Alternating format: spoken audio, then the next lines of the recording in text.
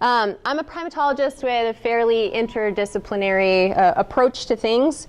I've studied primates in both the wild and in captivity, and I like to think that I've come to understand something about them, about how they think, about how they behave, how they interact in their environments and with one another. And what I've actually come to realize is that I understand how adults operate in those realms, right? So adult primate behavior.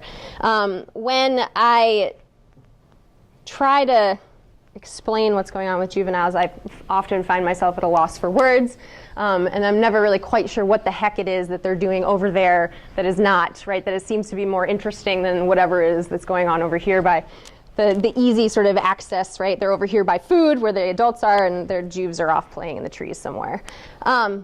So juveniles have always kind of attracted me.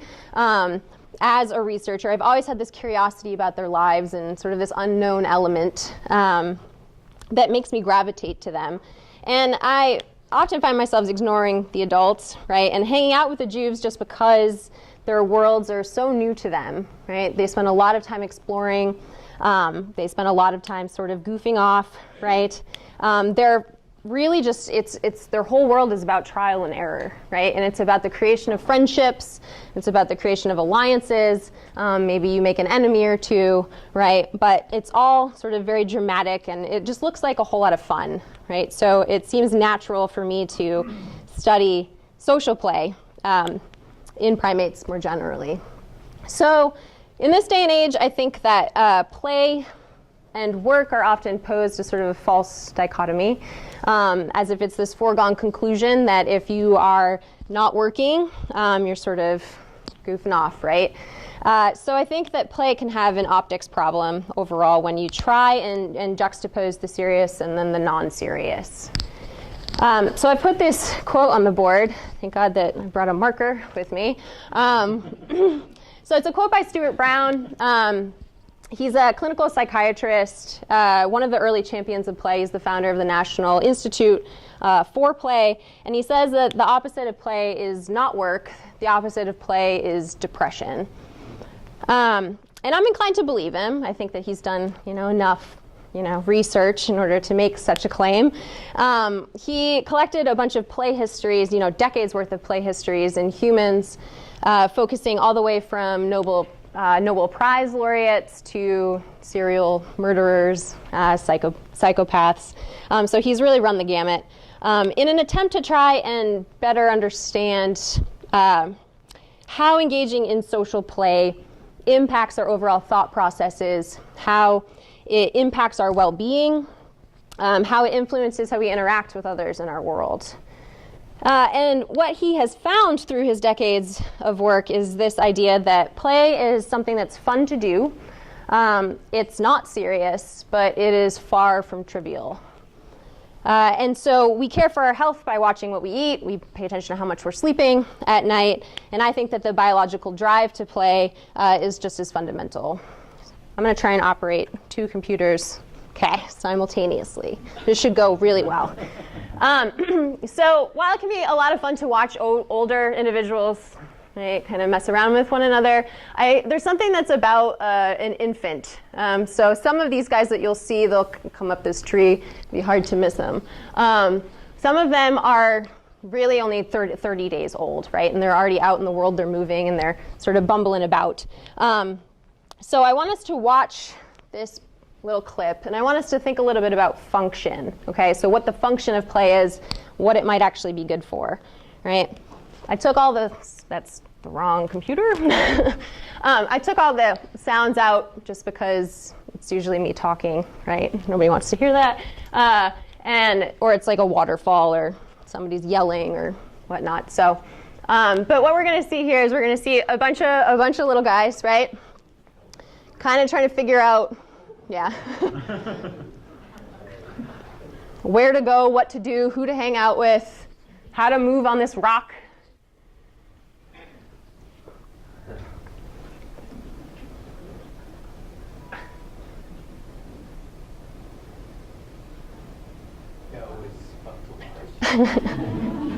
Yeah, my job could be worse, I suppose.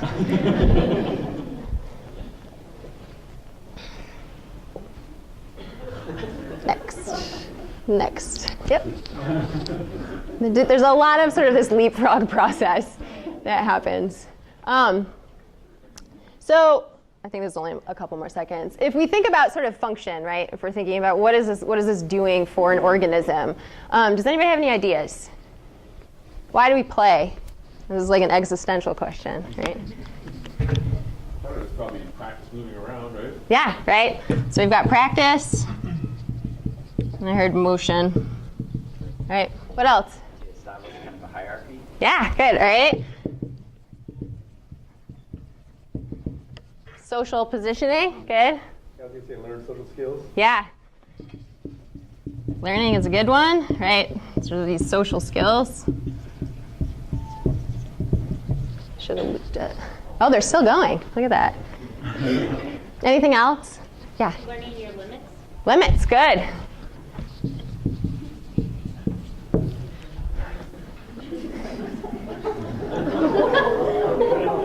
Oh, I paused it just, yeah, that's great. He's fine, he's fine. Yeah. Right, so those things that are confusing to us, right? Problems, puzzles. Anything else you want to add to that list? It's a good list. And I don't have to talk anymore because you figured it all out, so we're done here. What's surprising actually about that list, right? And I feel like when you're saying what you were saying, right, as you're contributing, it sort of comes from a gut, right? A gut feeling. You have an idea of what it's supposed to be good for, right? But surprisingly, we actually have really little evidence of what play is doing for us. So this lack of knowledge is when I sort of first started digging around into this particular field was really surprising to me. It's like, how can we not know, right, what this really important, what seemed to me really important time frame in a juvenile's life, how do we not know what it's doing for them, right? And so this is just sort of the way that the field is, and it's been this way for almost a century now.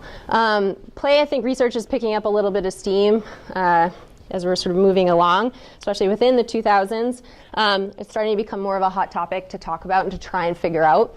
But mainly what researchers have done so far is to just say, yep, check that box, right? The juveniles are playing, it's part of this larger activity budget, and let's kind of like move on and let's talk about mating and aggression and, right, all of those other things that are a little bit seemingly more interesting. But there's definitely something I think that's happening here, right? Something that's complicated, something that's pretty important, and we need to figure it out, and we need to be able to talk about it, I think, definitively. So by carefully studying juvenilehood and the experiences that juveniles can have, right, we can provide some critical perspective on how individuals kind of learn in relationship to one another, how they might come to understand something about their own physical form, their own sort of mental processes, right, how they perceive and they think about the world, how they tackle problems, and then more importantly too, how they position themselves within the larger social group. And I think that we've touched on all of those over there, which is wonderful. And these are some of the aspects actually that we're going to explore today. And so from the observations of primatologists in the last 60 or so years, we've come to understand that play is actually pretty common, especially in the primate order, maybe not in mammals more broadly. And that includes us, right? We are typically a playful creature. And play is usually typical of the immature stage of life, right? So those first really critical developmental years. Its appearance and its patterning in juveniles is pretty predictable, right? We can kind of guess how playful a 2 or a 3-year-old might be in a particular species. And what we usually see is that it picks up steam, right, as you sort of leave infancy and you head into juvenilehood. It peaks roughly about the mid-juvenile stage, and then it tends to decrease pretty steeply after that, right, as you become sexually mature, right, and then your attention is sort of diverted elsewhere to other things. So we see this bell curve in gorillas, right, but we also see this if we We also see this from data from our China field site with Tibetan macaques. And so this is data from 2017. Some very helpful juvenile Tibetan macaques did some playing, and we just plotted it. And that is essentially what we sort of see, right? So we have infants all together here. We see a play increase, right? And then we see sort of that sharp decline as they get older. It's the same developmental trajectory for humans as well, right? So rough and tumble play in preschoolers accounts for about 4% of their daily behaviors, right? This peaks to about 10% when you get into primary school, and then this declines back to about 4% afterwards, right, as you enter early adolescence. And the type of play that emerges also follows a pretty predictable pattern. So you start off with mom, right? That's your really your sole connection to the world for a little bit there. And then you slowly branch out into the rest of the environment, exploring your peers, you explore your siblings and other kin members, right? And then eventually you move beyond. So play is something that is found across a variety of species, so not just primates. I think we come to expect to see it in our domestic animals, right? Goats are a great example. We see it in horses. We see it in big cats, right? And members of the dog family. But its structure and its dynamics are going to vary widely in its frequency, in its form, and its complexity. And that's going to depend on the species that you're studying, the environmental context, and then any social restrictions that are obviously imposed on the group that you're watching, right?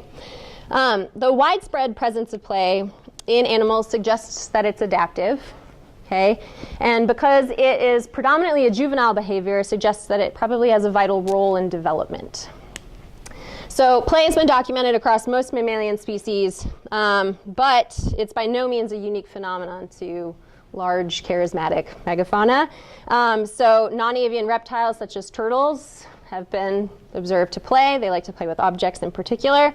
You'll get birds that'll play, such as ravens. They'll hang upside down from branches. If it snows outside, you might see them sort of sledding down your roof on their back. You can even see it if you look in invertebrates, right? So if you pay attention to an octopus, right? Or there was recently a paper that came out that was talking about play in spiders, which is something that I can't really conceptualize, right? So it's pretty widespread. And historically, the study of play has had a pretty strong human focus, right? That's the foundation that it's built upon, especially in clinical and developmental psychology. And this has created a really wonderful literature. It's really rich. It allows us to speculate on the influence of play on the human condition. And we've done this through things like animal deprivation studies, unfortunately. And these types of studies have actually hinted that it's critical. It's a critical behavior during development. So much that the sustained denial of play with peers actually leads to a behaviorally inflexible individual as an adult, right? So you have problems with regulating your emotions. You have diminished impulse control. You have an increased prevalence of depression.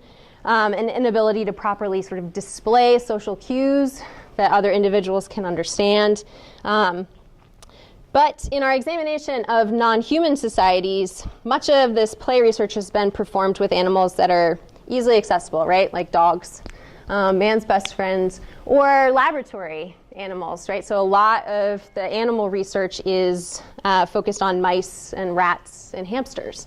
And there's this common thread between humans and rats and dogs, right? In that if you deprive any of them from rough and tumble play, the results are similar. And I think that that's something that's really powerful, right? So whether or not this is because there's some sort of underlying neuroarchitecture that we all share in common, this is a question that's up for debate. But the possibilities are really sort of interesting to contemplate. So this is a field of research that contains a lot of challenges that span from the theoretical to just simply the logistical. And so like any other behavior that we study, we should be able to define it. We should be able to pin a function to it, and we should be able to be certain when we see it. And there's been a great deal of effort to do this kind of thinking. There's still a struggle after more than about a century of research. And so, as Mark Bekoff puts it, and he does a lot of work in dogs and coyotes and wolves, it's a phenomenon that's better described than actually explained, right? That's not a good place to start, but that's where we're starting. E.O. Wilson chimes in with that, saying that play is ill-defined. It's elusive, it's controversial, and it's even unfashionable in some circles, right? When you study play, especially in non-human animals, it's not always taken seriously because it's not a serious behavior, right? But as Bekoff points out, right, and that's probably because it's better described than actually explained. Martin and Caro came along a little bit later, and then they emphasized this idea that the play label can be applied to any behavior that's, right, not really being described as being serious, or belonging to a more sort of well-defined behavioral category, such as aggression or predation or mating, right? So it's become kind of this sort of trash can label for a lot of behaviors that haven't been easily explained. And I realize this is kind of an unusual outlook, right, for an entire field worth of research. But there's a point to be made here, right? It does seem to be easier to describe something like this when you see it rather than to try and explain what it's good for or why it happens. And this might be just because it's really difficult to disentangle what is happening during play into its component parts. And realistically, to fully understand play and its etiology, we need to have input from multiple disciplines. We need biology and psychology, we need exercise science, we need anthropology to all be sort of thinking about these questions together. So we, like good scientists, right, of course have made multiple attempts to try and define it, and what usually results is something that's kind of clunky, like one of these definitions. So for some researchers, like Bekoff and Byers, there is this interest in addressing really the structural elements of play, right? So we're focusing on structure. In this case, they're focused on the physical form, the appearance of playful behaviors. So they're asking this question, what occurs during play, rather than trying to figure out what play actually is. You then have Martin and Caro who chime in. They modify Bekoff and Byers only slightly. And in this definition, we have the element of costs and benefits, right? So like other behaviors, play surely has both, right? Costs and benefits that may not be immediately obvious to an observer or even to a player themselves. And then we have something that's a little bit more splashy, right, with Court Mulder, talking about sort of freedom and creativity. And so this is maybe not an appropriate definition to talk about non-human animals, but certainly if we're talking about human children, this might be a definition that we use. And then finally, Fagan would prefer to ground us really in function, right? And so in this instance, the concern is with the consequences of play. So how the structure and how the costs and the benefits are all entangled. So he attempts to kind of be explicit about this, and it's not easy to do. This is not an exhaustive list. I think that this is plenty, right? There's many definitions out there. Some are a little bit more rigorously objective than others. It's going to depend on who it is that you're consulting, as well as what species it is that you're trying to take a quick peek at, right? In 2005, Burkhardt, so if you walk away with anything today other than play is amazing, but remember Burkhardt.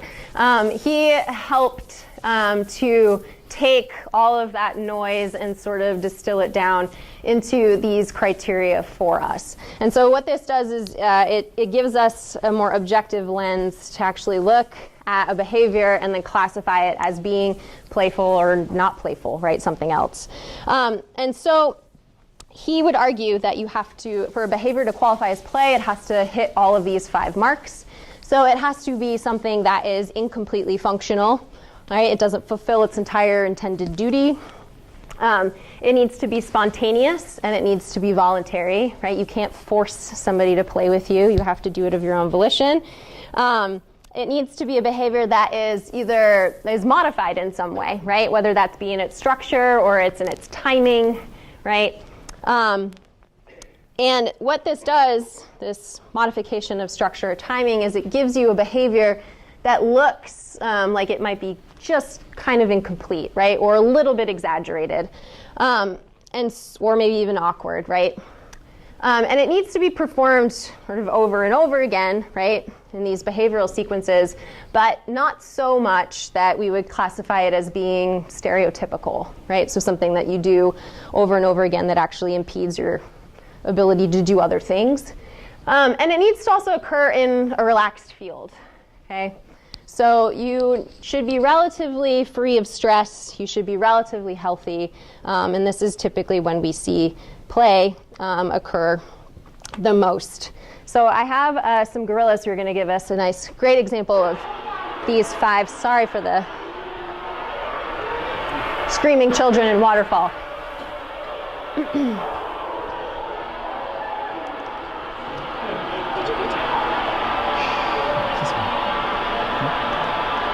Yes, okay, thanks. Right, so we have this bout. Yeah, there you go. Okay. So we have this bout. It's spontaneous. It's obviously voluntary, right? We have these behaviors that are sort of awkward, right, in a lot of ways. They're definitely exaggerated. So there's a lot of modification of serious behaviors, right, like grappling and wrestling and biting. They're performing them over and over again. It's not stereotypical, though, right? I think we can clearly say that this is playful. And you'll have to take my word for it, but they live a pretty good life. They live in the Brookfield Zoo in Chicago, so it's not very difficult for them. And we're done. Okay. So gorillas are a great example. They're just like nice and slow, and they take their time.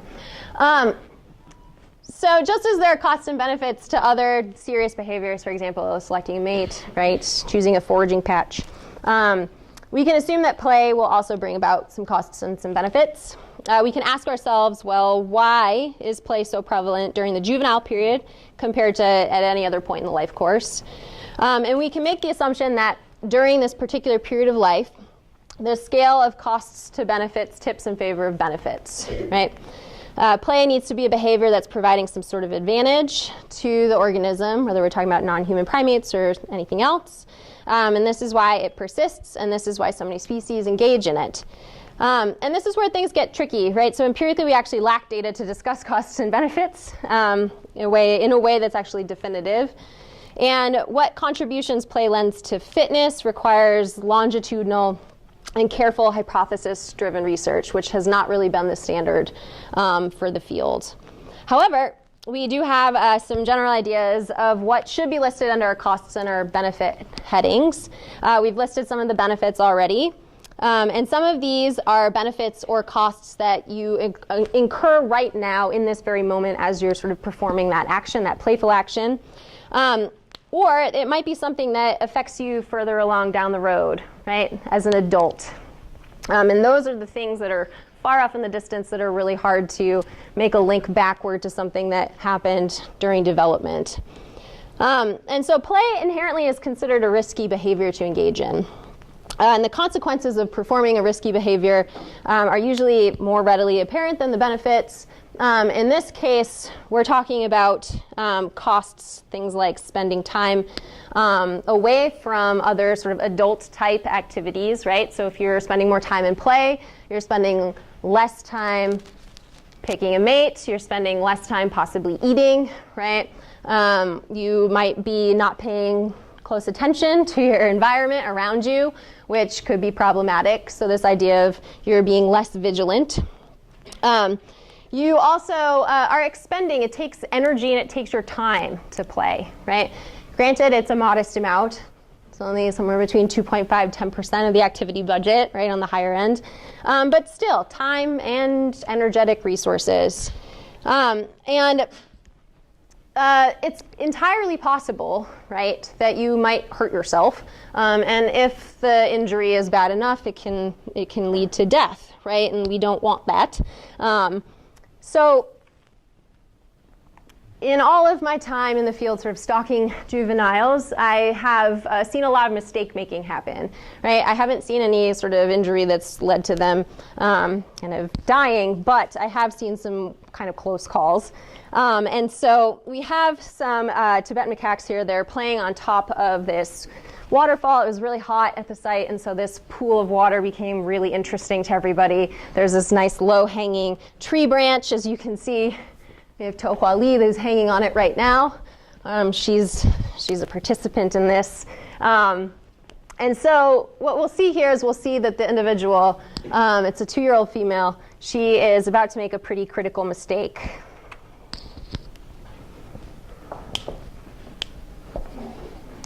Right? So what's the familiar proverb, right? Look before you leap, right? This is good advice for everybody. And so she doesn't do that, right? And so it just happens that her timing is perfect, right? Spot on just when Tohua Li leaves that, right, lets go of that branch that she wants. And at least in this case, the pool of water was there to buffer her fall, right? We've seen worse, right? You have individuals that end up sort of hurting an ankle, breaking a finger, breaking a toe, bonking their heads, right? Things like that. So mistake making is just really part of the learning process. That's all. It helps juveniles to refine their behavior, helps them figure out how to process info, but it can be costly. So it's always good to just sort of be cautious about those things. But play is supposed to be fun. Right? Hands down, I think that that's just the thing that it should be. It should be fun. It should be silly. You're not supposed to break an arm while you're doing it. And so if we put aside sort of those inherent costs and we focus just on the benefits, there's quite a few, right?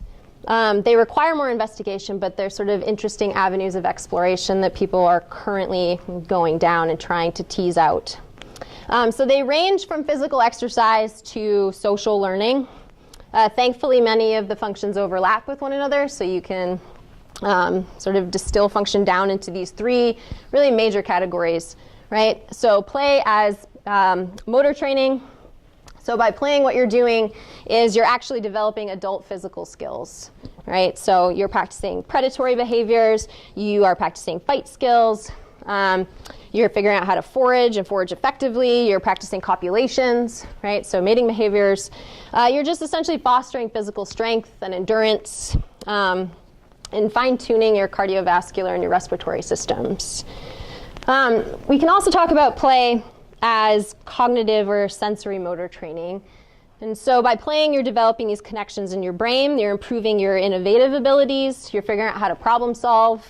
Right? You're acquiring the ability to actually send and receive information with other individuals in your environment.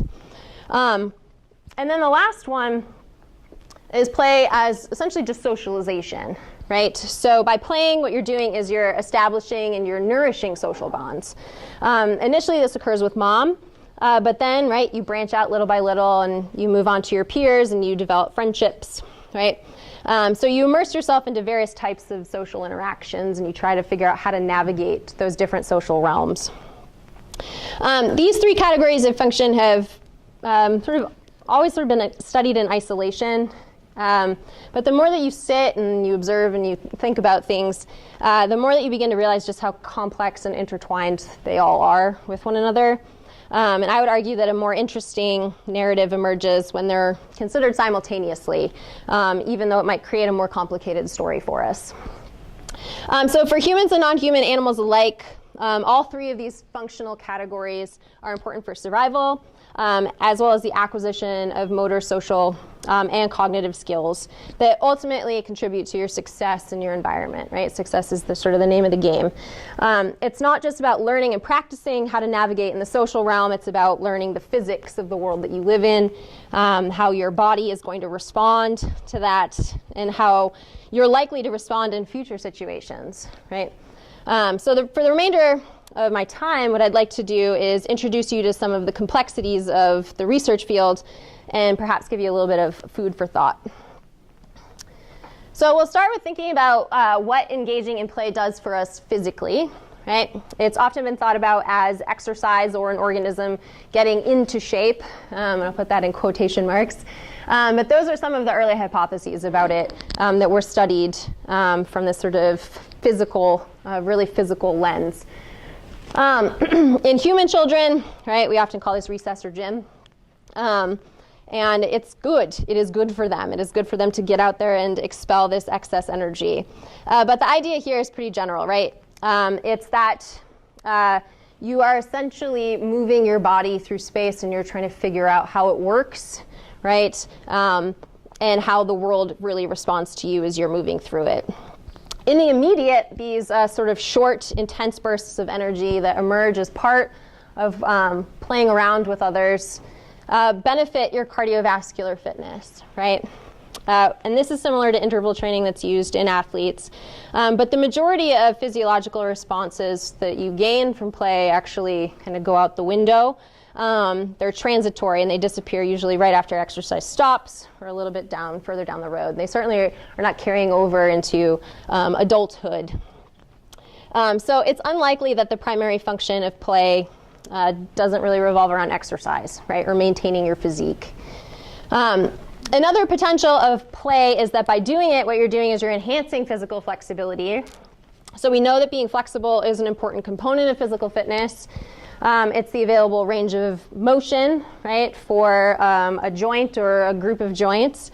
And as a primate, especially as an arboreal primate, and I have two wonderful examples here, right? We have a sea mang and we have an orangutan. That you need this physical fitness, right? Especially if you're navigating through the trees via routes that you might be unfamiliar with, or you might be reaching for a substrate that is, you're not quite sure whether it's going to be sturdy. And so if we're a gibbon, right, if we're a siamang and we're practicing ricochet brachiation from between canopy trees, right, you're literally letting go of one branch in one tree and you're flying through the air to land in another. And so it's really important to understand how your body is going to function, right, how your arms are going to be able to take that weight as you land in that second tree. If you're an orangutan, right, they practice quadrumanous climbing, so they're like the polar opposite of gibbon locomotion. They're very sort of careful about which branch they're choosing. Is it sturdy? Is it not sturdy? There's usually 3 hands, feet on any limb at a given time, right, really anchoring them into the substrate. We can measure flexibility by basically just documenting positional locomotional behaviors on various substrates during play. And what you actually see for arboreal primates is that they prefer to use suspensory behaviors, things that are more challenging for their bodies to do, things that don't quite make sense from an energetic standpoint to get them from point A to point B. It would just be easier to use, right, quadrupedalism to get there, but they choose not to do that. And so this training is really key to begin in early development when your bones are pliable. Right? Your joints are more strongly impacted, your range of motion can be built. And so like gymnasts or ballet dancers, primates begin their training early if they're going to develop the hypermobility that's needed to meet these physical performance standards of adulthood. Right? And from these studies, examining what play contributes to the physical being, what we've learned is that for most mammals, the physical benefits are probably not large enough to be the primary reason that play persists. Instead, what we've learned from these studies is that play occurs in this really narrow window of developmental time. This tight age distribution indicates that play must represent a sensitive period during which the performance and then the repetition of certain motor patterns can then alter development. So moving to think a little bit more, right, about the brain, right? It's not just good for the muscles and for your bones, but it's good for this big, energetic, right, expensive organ in our heads.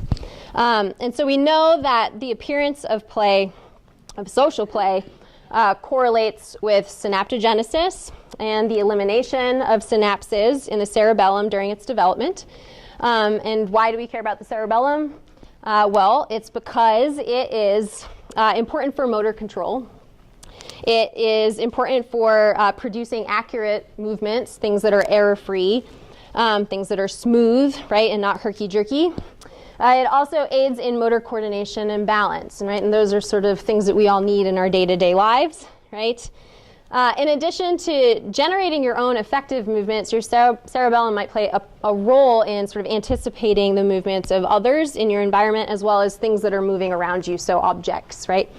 And so this might be a critical part of your brain that you're using during social play when you're performing these sequential actions, right? You need to have the ability to predict reliably and perform really sort of specific motor movements. And you need to track other players, and potentially if we throw an object in there, you need to track that object. And the fact that play would influence other different regions of the brain besides the cerebellum is not that surprising, right? Your brain is being used to drive your actions, and then subsequently the performance of those actions and your responses to the environment are going to impact your cognitive processing, right? So how you're thinking about things. But the research that we have to support this sort of feedback loop is pretty limited. We have a general idea anatomically of what parts of the brain are most likely impacted. And we know this mostly from looking at mice and rats and cats as models, but whether this extrapolates nicely to humans is really up for debate. And to access what's happening in the human brain in particular, and in other non-human primates, what we've done is we've looked at relative relationships. So in particular, the presence or the frequency of social play in a species, and the relative size of different parts of the brain. So for example, your amygdala, your hypothalamus, and the striatum. So your amygdala is responsible for recognizing and generating emotions. It talks to your hypothalamus, which is handy, which is your fight or your flight response center, right? It helps us make social assessments of those that are around you so that you're recognizing and you're responding to facial expressions. And we know that if you damage the amygdala in rats in particular, play behavior actually decreases.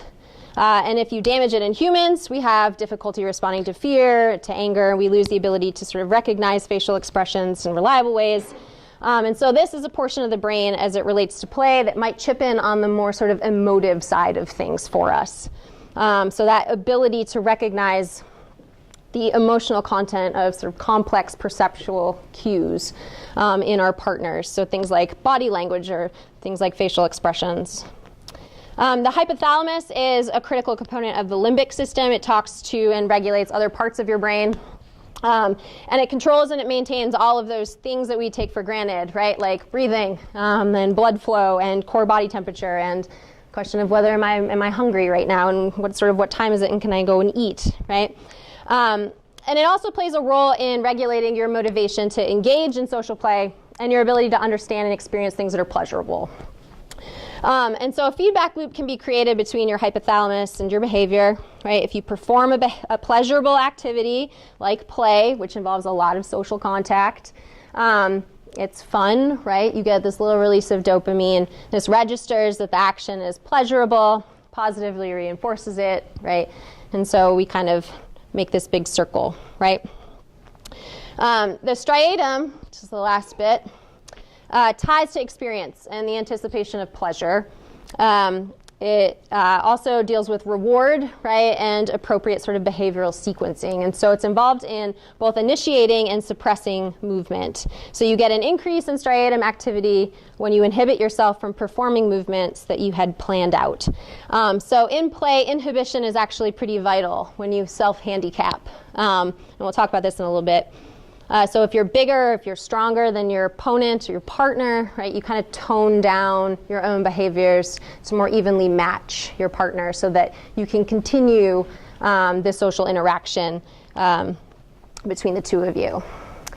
So it's not just the impact that play has on brain development. It's also the impact that play has on your ability to think, to reason, problem solve, and even make that decision to actually engage with the play partner. So when we think about social play, we often think about sort of the flurry of limbs and these exaggerated facial expressions and the playful behaviors themselves. But I'm actually a pretty big advocate for reframing the way that we think about the play context in general. And so I I advocate to sort of take, I look at the context, the much wider scope, right? And so it's not just about the behaviors that are happening during the play, about itself, right? It's also all of the things that are happening in between play instances with two partners. So being very large-bodied apes, we have our gorilla examples again here. So they provide a really nice example of this play and this pause structure. You saw a little bit of it in the previous video. We'll just give it another whirl.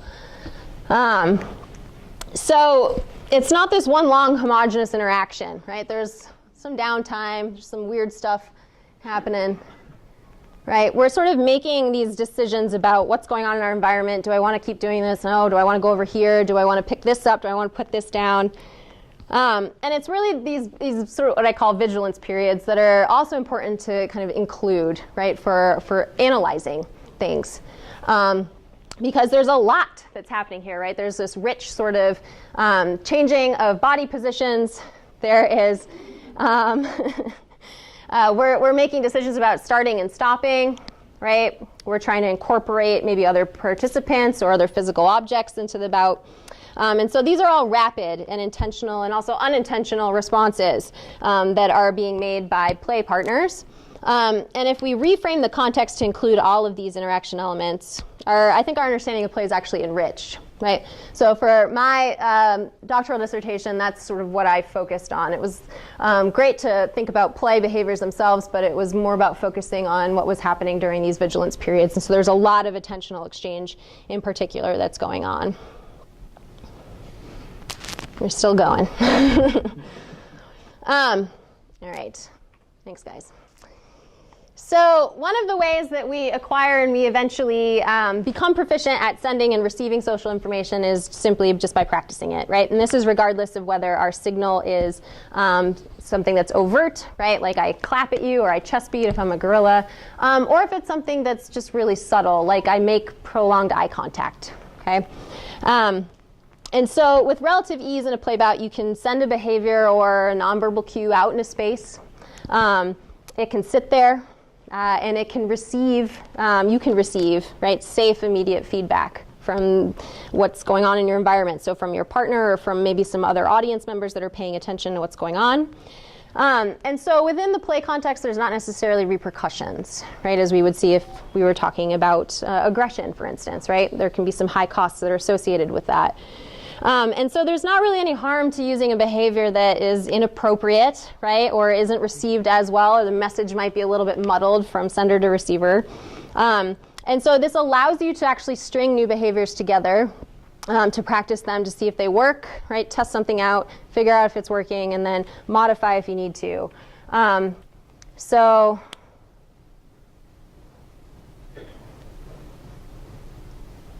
this might play the whole video clip, which is Kama picking her nose for like 20 minutes.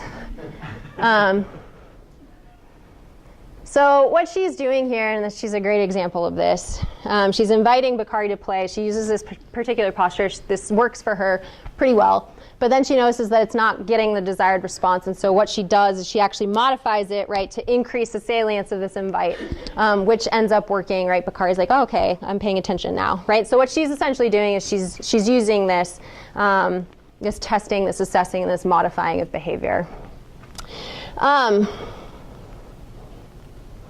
So play is a mechanism to really figure out what you are physically, mentally, and emotionally capable of. So as you're playing, you're actually getting real-time feedback, right, on your physical abilities, your changes in emotion in response to participating in play as well. So you collect this info, and then you can make an assessment of yourself, right? So self-assessment is important to do. We should practice it frequently.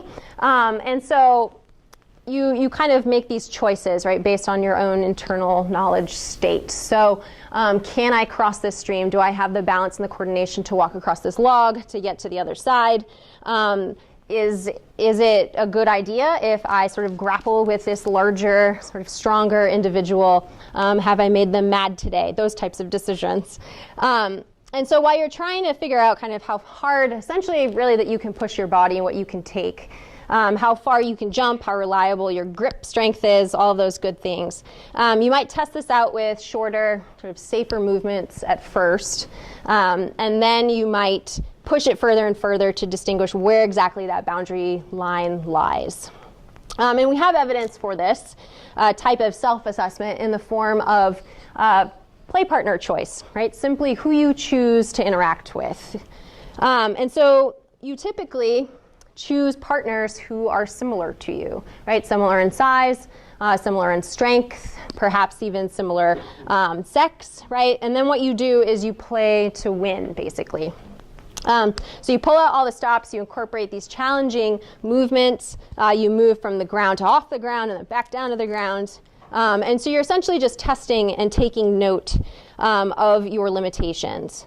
And so in some recent work that we've done, or I did with some graduate students, we've found that this is a reliable strategy for Tibetan macaques, especially as individuals age. So they have a tendency to, as your age goes up, also pick a partner who is roughly also your age. So we have a little bit of evidence for that. And this is what this looks like, right? Here we have 3 juveniles. They're all male. 2 of them are more evenly matched in size and in strength. They're also similarly matched in age. And then you have, they'll move back onto the middle of the frame, but you'll have a smaller juvenile that is really sort of trying to figure out what his own skills are against some of the bigger kids.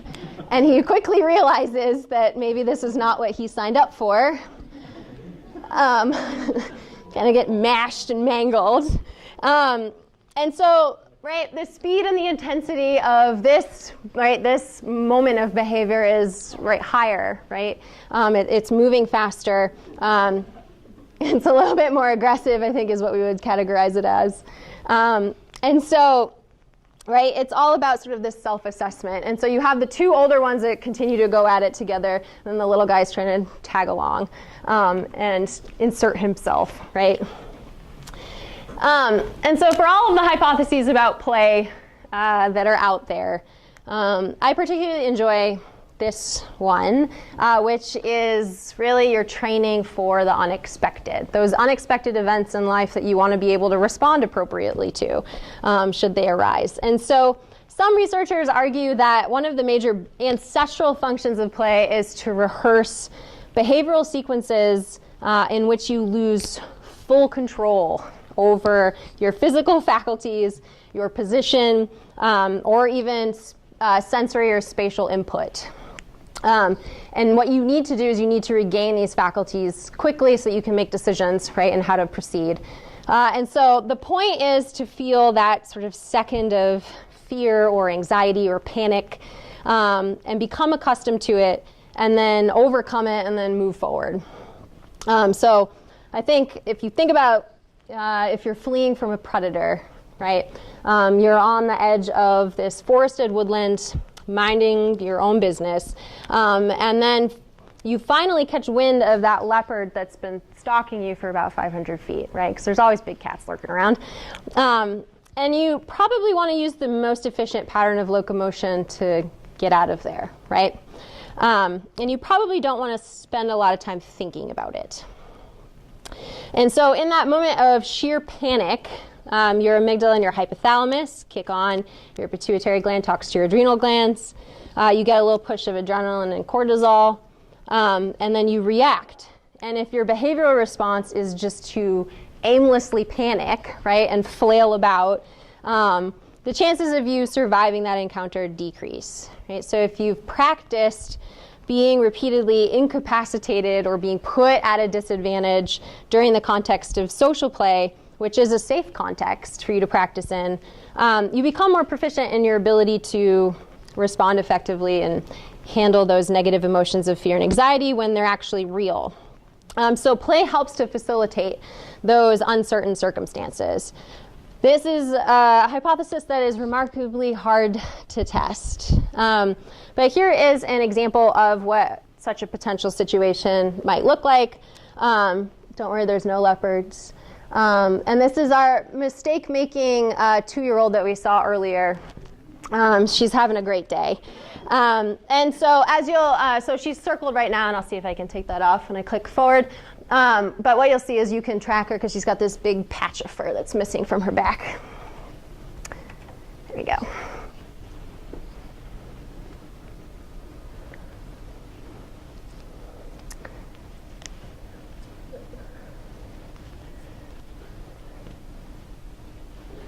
Into the pool, and so she emerges disoriented, right? She's got water in her eyes, up her nose. She's still having to grapple with all of her playmates because they haven't figured out that she doesn't want to do this maybe for 2 seconds while she regains her surroundings, right? And she's also having to contend with that this is a really slippery slope, right? So she's trying to figure out, okay, where's the edge? Am I going to fall off of it? How do I get away from this? Can I get away from this? So sort of a really sort of complicated situation for her to work through. And so one way that we could get at providing evidence for this kind of hypothesis or training for this unexpected event is to follow a bunch of juveniles around for the entirety of their lives, right? And we can document all of these characteristics that relate to fitness and survival and how long they live and how many offspring they have, and that would be amazing, but it's not realistic. Another way that we could do this is to be on the lookout for what we call self-handicapping behavior. And so the macaques up in the left-hand corner, are going to demonstrate some of this, right? Hopefully. Come in. There we go. So you have a bigger individual and a smaller individual. And so what you're doing as a larger individual is you're putting yourself at a disadvantage, right? You're making it easier to be knocked off balance, lose control. You might lose control of an object. You lose control of your own limbs, right? You let yourself be manipulated. And so basically what you're doing is you're yielding the floor, right? You're yielding the floor to your partner. And that lets them practice being sort of the dominant individual, practice their own skills. They might not be that great quite yet, but right, we're working to sort of enhance them. And we see evidence of this across the majority of species that play. I don't know how long that video goes for. So this is especially relevant when there is an age disparity. And so again, we have our lovely gorillas demonstrating this for us. Nadaya is about 4 years older than Kamba is, and so he does a lot of attenuating of his own behavior so that she can continue to play with him. Clearly he could kind of slap her, right, and do it pretty hard, but he doesn't. He chooses not to. And so he's modifying his own behaviors in this way that we call self-handicapping to basically let her practice some of her skills. And so this is a remarkably difficult thing for him to do as well, right? And so within the confines, of the play context, right, what you're doing is you're learning how to sort of improvise your own behaviors by linking conventional species typical motor patterns with those that are sort of atypical or awkward or not performed the way that you would in a serious situation, right? So, oh God. Yes, okay. All right. The final piece that I want to touch on, oh boy, sneak peek, is based on current research in Tibetan macaques that we're doing. There we go, there they are. The idea is that in addition to social play being useful for assessing your own or others' physical abilities or cognitive skills, you also use play to determine what your role is in a particular group, social group. And this gives you a little bit of social context, right? So who are your peers? Who are the individuals that you might want to avoid? Who are potential future mates, possibly, right? And so this is the site in China where myself and Dr. Sheeran and Dr. Sun and Dr. Blue conduct some work. And this particular group is 46 different macaques. In 2007, when this data set, or 2016, 2017, it was roughly that size. There are 21, 22 immatures that were in the group at the time, ranging from being newborns to about 5 years old. As they age, they become much more easily distinguishable, which is really nice. So for the infants, you kind of rely on somebody to break a finger or bonk their head and have like this divot, and so then you're like, oh yeah, that's Bill, okay. So it's nice when they're a little bit older. So when you have these larger socially complex groups, one useful method to visualize the connections is to use social network analysis. And so using data from the past couple of years, we're actually working on this much larger data set that revolves around grooming and also play, and then uniting the two together, and you can kind of overlap those networks and see how they change and who hangs out and interacts with whom. And so if we just take some pretty sort of simple grooming data, right, we can create a network like this, and it shows how different grooming partners are connected, essentially. So it's showing who's grooming whom, and how often, and sort of the direction in which the grooming is flowing, right? And so for some individuals, they're sort of receiving all of the grooming from different individuals in their group. These two are the main To Tai and To Hong, right? Those are sort of the two most central adult females in the group.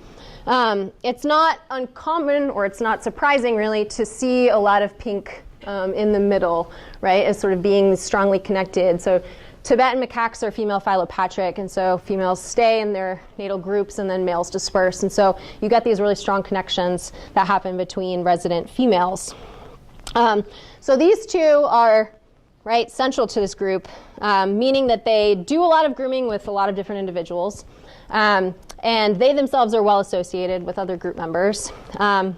And if you kind of think of them as being the linchpins of this particular behavioral system, they have a lot of social capital, right? And the relationships between two individuals that might not be that well connected, right, run through them, right?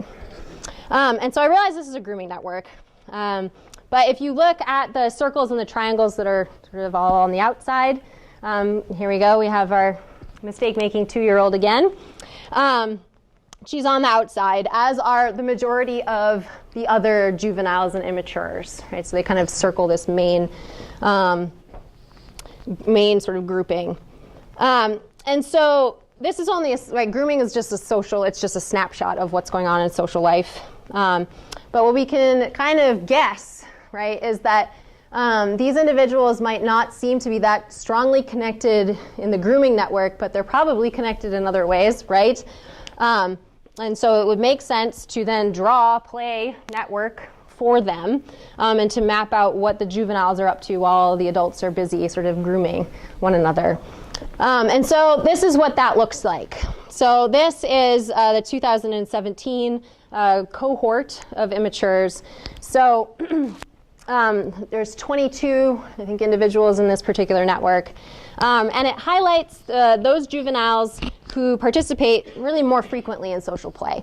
So males are circles, females are squares, juveniles are colored in black, and then infants are in red. And so infants are those individuals that are less than a year.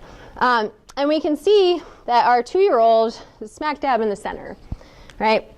And she already has quite a few different connections that she's worked out, right? The sort of main clustering of 4 individuals. And all of them, actually, all of these individuals, well, these 3 in particular, this triangle right here, were all born within a month of one another. So this really tight-knit sort of age cohort. And so these 3 particular individuals are sort of special in the sense that when you look at network statistics, they have the highest values for each of the statistics that we look at, right? Which means that they are essentially the most central to this particular network. They are the most gregarious. They have really well established reach across the network.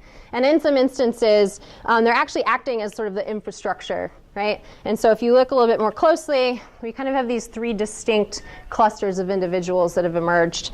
And so if you're looking at cluster A, this is comprised of the group's older, larger, more scary males, right, that all sort of hang out together and play together. Cluster B, which is the middle swath, is really all of the other juveniles, mostly females.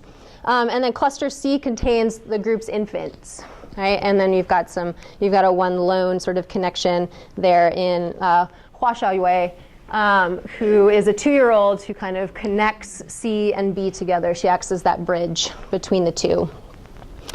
So really interesting patterns can start to emerge when you look at data like this. And whether the central positioning of this trio, right, is because of their particular age that they're at, or their early cohort experience, or some sibling scaffolding that's happening. We don't know. That's what we're working on at the moment.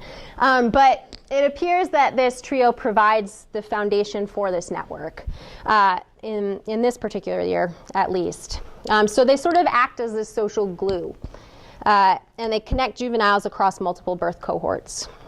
And so looking at the different connections in a network like this, you can actually start to make predictions about the transition of power, future mating opportunities, who might form alliances with whom. And so you can ask these sort of adult type questions while still looking at juveniles. And in this particular group, we have a history of resident males staying longer than they should, right? And actually rising to the alpha position. And so it's entirely possible that To Huanan here or Bill might end up staying and rising up to lead the group. And it's also, I think, a pretty valid prediction that our 2-year-old here will rise up and be a very high-ranking female because her mom is also, right? So collecting this kind of nuanced data on social play, really focusing on the creation and dissolution of friendships and alliances among juveniles is one way to test really these complex social hypotheses and let us view the complicated social dynamics of the group. And so it's easy to see how you can quickly find yourself going down a rabbit hole, right? Lots of reading to do, lots of sort of ingesting of ideas and processing them. But I think that no matter how complicated the picture gets, or how insufficient our statistics are at the moment to be able to process these relationships, we need this kind of resolution, right, to fully understand the role of juveniles in social group dynamics. And they're a really important part of that, the cog, right, in our wheel. And currently we have pretty insufficient data to talk about that. And so this means that play is actually truly an area of research that is expanding, and it's exciting that it's expanding because it's wide open for exploration, right? And so we haven't been here, we haven't really done this, we haven't done it well if we have done it, and so there's a lot of room for growth, and so I'm always sort of advocating to pay attention to the juveniles. And with that, I'll take any questions you might have.